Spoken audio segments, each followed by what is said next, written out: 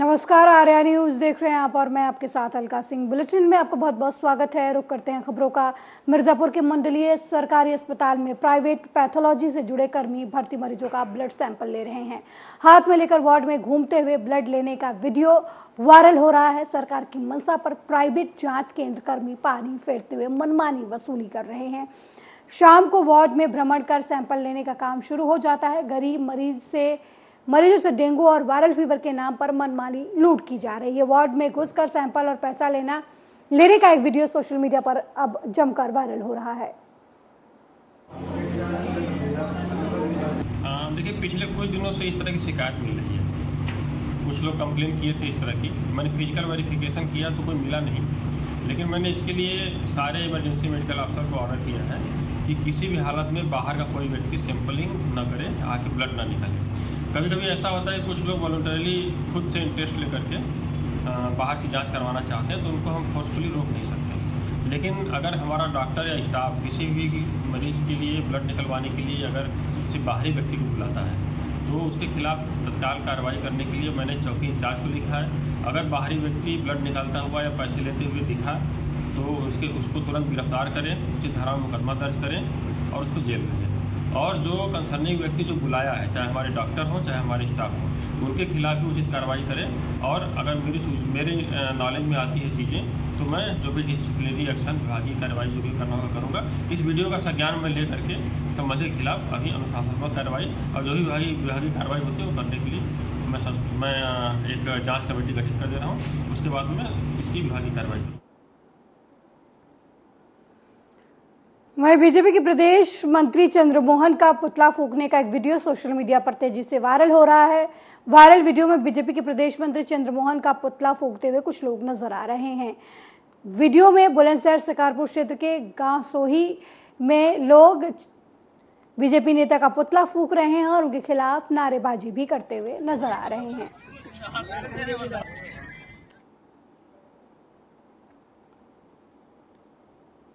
वहीं जिग्नाचार में विकासखंड के ग्राम पंचायत बबूरा में ठाकुर ब्रह्मा बाबा प्राचीन कुश्ती दंगल का बड़ा आयोजन किया गया। कुश्ती दंगल कार्यक्रम में मुख्य अतिथि पूर्व पालिका अध्यक्ष मनोज जायसवाल ने कुश्ती दंगल प्रोग्राम में पूरे प्रदेश में 3 दर्जन पहलवानों को हिस्सा लेने बुलाया था। कुश्ती दंगल में महिला पहलवानों ने भी हिस्सा लिया। दंगल की सबसे बड़ी कुश्ती चीनी पहलवान मिर्जा के बीच हुई, जहां मिर्जापुर के बजरंगी अयोध्या ने पटकनी देकर 51,000 रुपए का इनाम जीता। सबसे बड़ी कुश्ती अपने नाम उन्होंने की है। ये जो कुश्ती हो रही है 100 रुपए मोहन, बहुत ही ये कितने दिन से हो रहा है। हम सभी लोग मिल करके ये इसका प्रारंभ कब से हुआ ये बताने में सक्षम नहीं है। केवल हमको परंपरा में मिली है, हम उसी का निर्वहन हमारे पूर्वज करते आए हैं, हम भी उसी का निर्वहन कर रहे हैं। आगे हमारी पीढ़ी तैयार हो रही है। भगवान से प्रार्थना करते हैं, ठाकुर ब्रह्मा बाबा महाराज से प्रार्थना करते हैं कि हमारी पीढ़ी दर पीढ़ी ऐसे ही चलती रहे। और कुश्ती के लिए हम लोग इस तरह की कुश्ती जो है अब खत्म हो चुकी है, लेकिन हम लोग जीवंत रखे हैं। ये ठाकुर ब्रह्मा बाबा महाराज की कृपा है, ऐसे ही बना। साथियों, इस दंगल में भाग ले रहे मिर्जापुर के और पूर्वांचल के कई जिले से आए सम्मानित पहलवान तथा पत्रकार मित्रों, बहुत दिनों से ये कुश्ती इस बंगला के ऐतिहासिक स्थल पर हो रहा है। अभी मैं पूछ रहा था, एक 62 साल की उम्र के यहाँ के नागरिक बैठे थे, हमने पूछा कब से चल रहा है, कि मुझे खुद ही नहीं पता। बहुत से लोगों को नहीं पता कि कितने दिन से कुश्ती चल रहा है। और निश्चित रूप से मिर्जापुर की यह कुश्ती अपने आप में पहचान बनाती है। और सबसे बड़ी बात, यहाँ कभी कुश्ती मिल के कुश्ती नहीं। वहीं गाजियाबाद की लोनी में दूषित आबोहवा एक बार फिर लोगों के लिए चिंता का सबब बनी हुई है। पिछले 10 दिनों में AQI यानी एयर क्वालिटी इंडेक्स 400 के पार तक पहुंच गया है। ऐसे में एक बार फिर प्रदूषण विभाग और NGT की ओर से नियमों का पालन करने के आदेश जारी कर दिए गए हैं।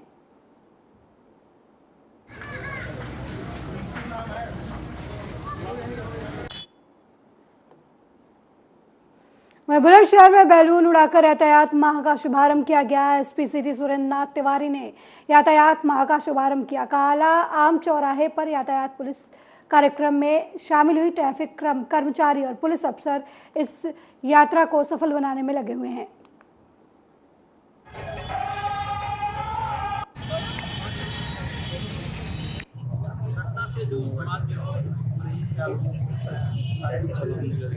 उससे बचाने के लिए, जागरूक करने के लिए, कराने के लिए घटनाएं हो रही हैं।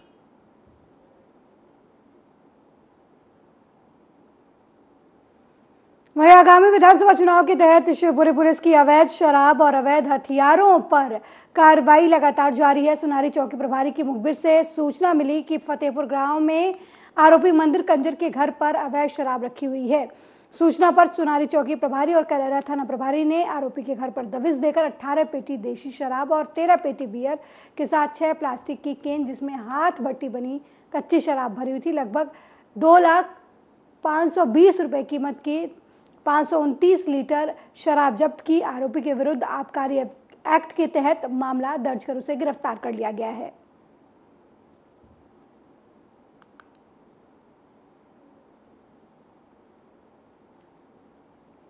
वहीं बुलंदशहर में शौर्य उत्सव में वरिष्ठ बीजेपी नेता डॉक्टर चंद्र मोहन शामिल होने पहुंचे, लेकिन मुख्य अतिथि आचार्य शांतनु महाराज और किसान नेता पूरन सिंह भी मौजूद रहे। विजयदशमी पर्व के उपलक्ष्य में शौर्य उत्सव आयोजित किया जा रहा है।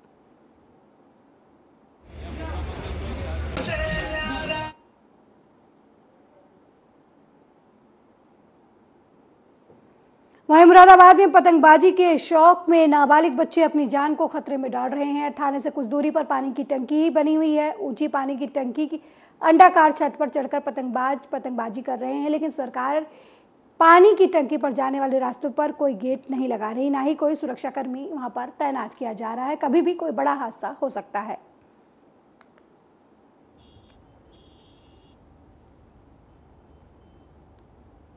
वहीं पुलिस अधीक्षक के निर्देश पर चलाए जा रहे अभियान के तहत रायबरेली पुलिस और सर्विस लांस टीम को बड़ी सफलता मिली है। सर्विस लांस टीम के द्वारा लोगों के चोरी और गुम हुए अलग अलग महंगे ब्रांडों के 101 मोबाइल फोन जिनकी कीमत बाजार में लगभग 21 लाख से 15 लाख रुपए बताई जा रही है, उन्हें बरामद किया है और उन्हें उनके मालिकों को सौंपा गया है। पुलिस अधीक्षक रायबरेली द्वारा पूर्व में जारी किए गए लिंक के माध्यम से घर बैठे अपने मोबाइल फोन खो जाने की सूचनाएं प्राप्त थी, जिस पर कार्रवाई करते हुए सर्विस लांस टीम रायबरेली द्वारा कुल 101 मोबाइल फोन बरामद कर उनके स्वामियों को बुलाकर उन्हें दिए गए। आपको बता कि अपने फोन पाकर फोन मालिक बेहद खुश नजर आए और पुलिस की तारीफ भी करते हुए नजर आए। देखिए, हमारी मोबाइल सर्वेलांस रिकवरी टीम ने आज कुल 101 स्मार्टफोन बरामद किए हैं। महीने भर की मेहनत के बाद आपको मालूम होगा कि पिछले महीने भी 101 फ़ोन बरामद किए गए थे। इसी दिन आज के तारीख में महीने भर की मशक्क़त के बाद इनके द्वारा 101 स्मार्टफोन दोबारा बरामद किए गए हैं, जिनकी कीमत करीब 21,15,000 रुपये की है। और इसमें रेडमी के 10 फ़ोन हैं, वीवो के 22, जियो के 2, MI के 3, वन प्लस के 3, ओप्पो के 18, टेक्नो के 10, रियलमी के 20, इन्फिनिक्स के 1, सैमसंग के 8, आईटेल के 2 और लावा के 2 फ़ोन हैं। और मेरा फ़ोन चोरी हो गया था। कितने महीने था? जून में। तो आज आपको आपका फ़ोन मिल गया है? जी। कहाँ से मिला है आपका फ़ोन? आपको कैसा लग रहा है? मुझे बहुत अच्छा लग रहा है। पुलिस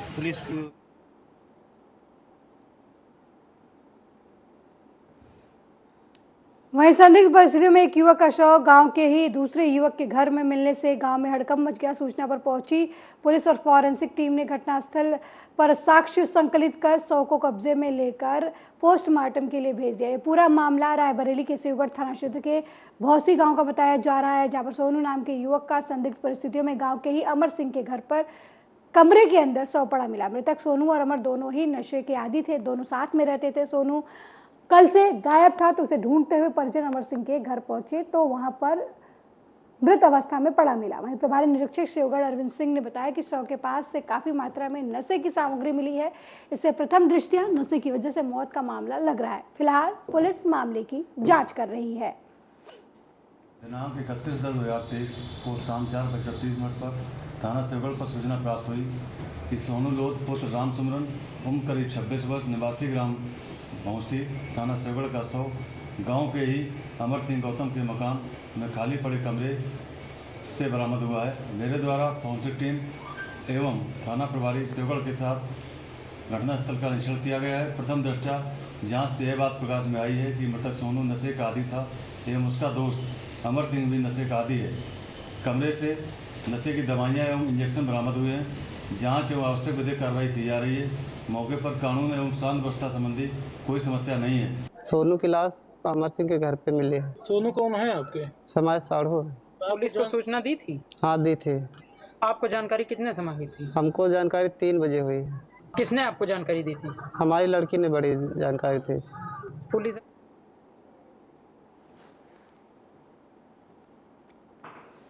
वहीं सपा नेताओं ने मिलकर कैंपियरगंज में किसानों को मुआवजा न मिलने और 2024 में लोकसभा चुनाव के मद्देनजर रखते हुए विधानसभा में एक ही समुदाय के सभी ग्राम सभाओं में BLO रखे जाने पर समाजवादियों ने इसका विरोध करते हुए जिलाधिकारी कृष्ण करुणेश को 2 सूत्रीय मांगों को लेकर ज्ञापन सौंपा और कहा कि जल्द से जल्द उनकी मांगों को पूरा किया जाए, नहीं तो आने वाले समय में वो धरना प्रदर्शन कर रोड जाम करने का काम करेंगे। देखिए, बहुत ही दुर्भाग्य है कि गोरखपुर जनपद मुख्यमंत्री का जिला है, उसके बावजूद जन समस्याओं से अधिकारियों का सरोकार नहीं है। जन समस्याओं के प्रति भाजपा सरकार काफ़ी उदासीन है।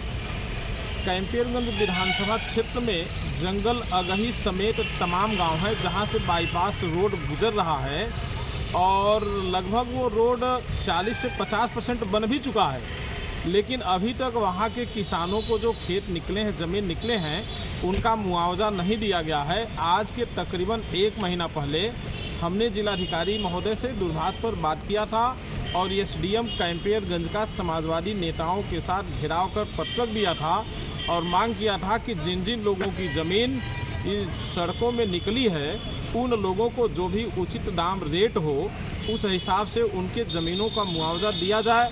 लेकिन दुर्भाग्य है कि अभी तक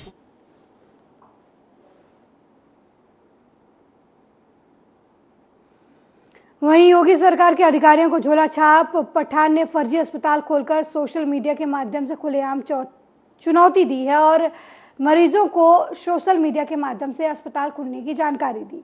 झोला छाप डॉक्टर अब्दुल पठान 26 अक्टूबर को वायरल कर वीडियो में मरीजों को कह रहे हैं कि दवाखाना ओपन है और दवाई लेने आप आए, सैंपल लेने आए थे वो, उसमें मैं पास हूँ। का व्यवसाय करते थे, उनकी एक शिकायत प्राप्त हुई थी जिसके द्वारा मुख्य चिकित्सा अधिकारी महोदयवाद ने एक कंबाइंड टीम गठित की गई थी जिसमें ड्रग इंस्पेक्टर और आयुर्वेदिक क्षेत्रीय यूनिट्स को भी उसमें सम्मिलित किया गया, होम्योपैथिक डिपार्टमेंट को भी उसमें सम्मिलित किया गया। उसके आज यहाँ पे उसके नमूने यहाँ से लिए गए हैं। तो जो शिकायत मिली थी तो उसके साथ में जो भी विधिक कार्रवाई होगी इस सैंपल के रूप में ये भेजे जाएंगे लेबोरेटरी में कि इसमें क्या है, क्योंकि इसमें ये पाया गया है आज निरीक्षण के दौरान कि उसमें कोई भी पेटेंट नाम, किसी कंपनी का नाम इत्यादि नहीं लिखा हुआ था। तो उसके लिए जाँच के लिए भेजे जा रहे हैं। सर कितने सैंपल भरे हैं? लगभग हमने 33 सैंपल्स हैं। अब्दुल्ला पठान के दवाखाने पर छापेमारी की जाती है। अब्दुल्ला पठान वहां से फरार हो जाते हैं। लगातार अधिकारी इस मामले पर लगे हुए थे। उस दिन से ही छापेमारी की गई, उसके बाद ही अब्दुल्ला पठान लगातार अपने YouTube पर वीडियो डाल रहे हैं। लेकिन एक और वीडियो हैरान करने वाला आया है, जिस तरीके से अधिकारियों ने छापेमारी की और तमाम सैंपल भरे गए। देखिए, अधिकारियों के बताने अनुसार बताया गया 34 सैंपल भरे गए थे, जो दवाइयों के सैंपल दिए गए और उनकी अभी तक कोई जांच रिपोर्ट नहीं आई है।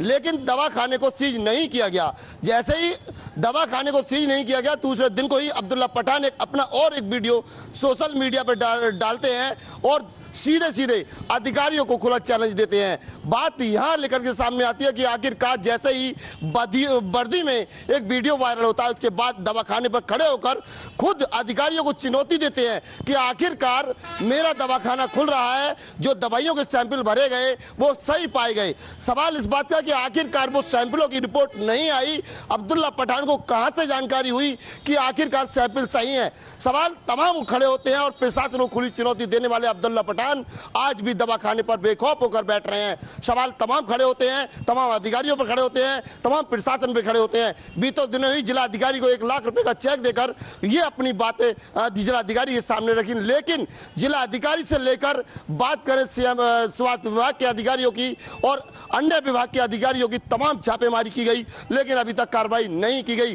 पुलिस की तरफ से वर्दी में हुआ वीडियो वायरल पर एक कार्रवाई की गई है और उनकी जानकारी ली जा रही है, लेकिन सवाल इस बात का है कि आखिरकार स्वास्थ्य विभाग के अधिकारियों ने आखिरकार क्यों अभी तक कार्रवाई नहीं की और क्यों दवाखाने को सीज नहीं किया गया। क्योंकि अब्दुल्ला पठान लगातार एक छोटे मरीज से लेकर बड़े मरीजों तक एक बड़े मोटी रकम वसूलने का काम करते हैं। जिस तरीके से बात की जाए तो सूत्रों के अनुसार बताया गया है अब्दुल्ला पठान 5,000 से लेकर 40,000 तक की एक मरीज से दवाई के पैसे लेते हैं, जो मोटी रकम वसूल कर लगातार अपनी संपत्ति पर ध्यान दे रहे हैं। लगातार ऐसी शिकायतें अब्दुल्ला पठान की हो रही हैं, लगातार कार्रवाई की बात भी कह रहे हैं, लेकिन सवाल यही उठता है कि आखिरकार 10 दिन से अधिक छापेमारी के बाद बीत गए लेकिन कार्रवाई क्यों नहीं। अपने सहयोगी विशाल के साथ दानवीर सिंह, आर्या न्यूज, मुरादाबाद। वहीं अलीगढ़ में थाना टप्पर क्षेत्र के अलीगढ़ पलवल हाईवे स्थित भरतपुर बझेड़ा गांव के पास देर रात एक दर्दनाक हादसा उस वक्त सामने आया जब यात्रियों से खचाखच भरी एक वोल्वो बस सड़क किनारे साइड में खड़ी हुई थी। तभी पीछे से तेज रफ्तार से आ रहे कैंटर ने वोल्वो बस में पीछे से जोरदार टक्कर मार दी। वोल्वो बस में कैंटर की टक्कर लगते ही दोनों वाहनों के परखच्चे उड़ गए। वहीं वोल्वो बस में सवार 2 यात्रियों की मौके पर ही दर्दनाक मौत हो गई, जिसके चलते बस में सवार यात्रियों में चीख पुकार मच गई। वहीं स्थानीय लोगों की मदद से पुलिस ने घायलों को अस्पताल में भर्ती करवाया और शवों को कब्जे में लेकर पोस्टमार्टम के लिए भेज दिया। कमालपुर मोड़ के पास से सूचना प्राप्त हुई कि एक ही दिशा की तरफ से आ रहे एक ट्रक द्वारा रास्ते में खड़ी डबल डेकर बस को टक्कर मार दी गई है। इस दुर्घटना की सूचना प्राप्त होते तत्काल पुलिस बल द्वारा मौके पर पहुंचकर आवश्यक बचाव और राहत के कार्य किए गए। घायलों को तत्काल चिकित्सीय सहायता हेतु अस्पताल रवाना किया है। इस घटना में 2 व्यक्तियों की मृत्यु हुई, जिसमें से एक की शिनाख्त कर ली गई तथा शवों को मोर्चरी रवाना कर दिया गया। अग्रिम विधिक कार्रवाई हेतु परिजनों को सूचना कर दी गई है।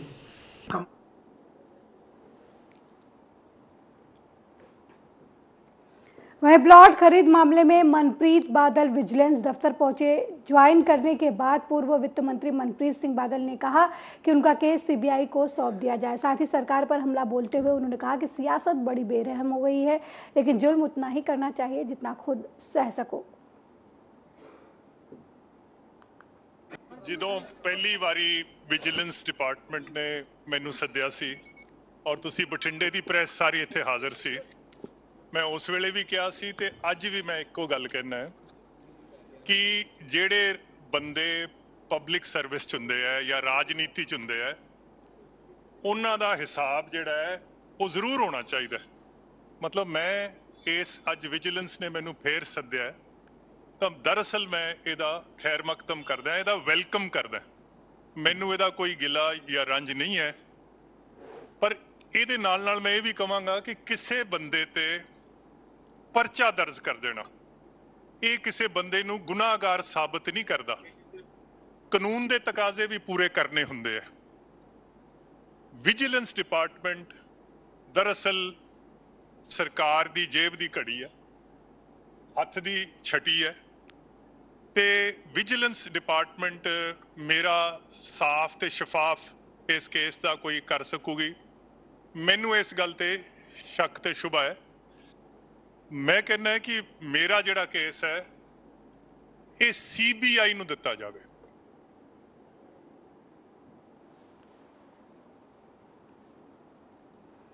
वहीं पूर्व सीएम कमलनाथ के बेटे नकुलनाथ छिंदवाड़ा पहुंचे और मां हिंगलाज मंदिर पहुंचकर मत्था टेका। इसके बाद कांग्रेस प्रत्याशी सोहन वाल्मीकि के पक्ष में रोड शो कर जनता से सोहन वाल्मीकि के पक्ष में वोट करने की अपील की। इस दौरान नकुलनाथ ने कहा कि आप सोहन वाल्मीकि को विधायक नहीं, कमलनाथ जी को मुख्यमंत्री बनाने के लिए वोट करेंगे।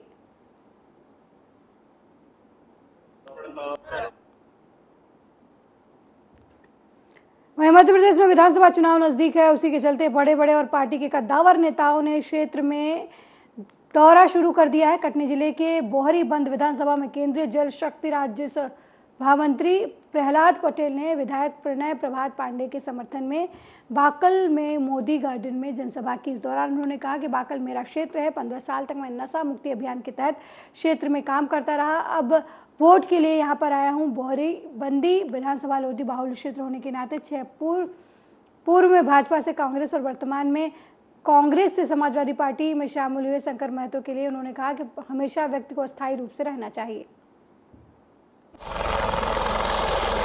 2003 दोहराएगा। कितनी सीटें आप आ रही सर? मैंने तो मुझे लगता है आपको भी थोड़ी मेहनत करनी पड़ेगी। 2003 का आंकड़ा देखो। सर और भी कार्यक्रम है विधानसभा में आपके भी? हाँ, बिजरावगढ़ है, बड़वारा है। सर अंतिम सवाल, प्रदेश में कितनी सीटें है आपका अनुमान सर? मैंने आपसे कहा ना कि 2003 फिर भी सर आपसे सुनना चाहते हैं। और मैं सिर्फ इतना ही कहूँगा, कांग्रेस के नेताओं के बयान बताते हैं कि वो तुष्टीकरण में अंधे हो गए हैं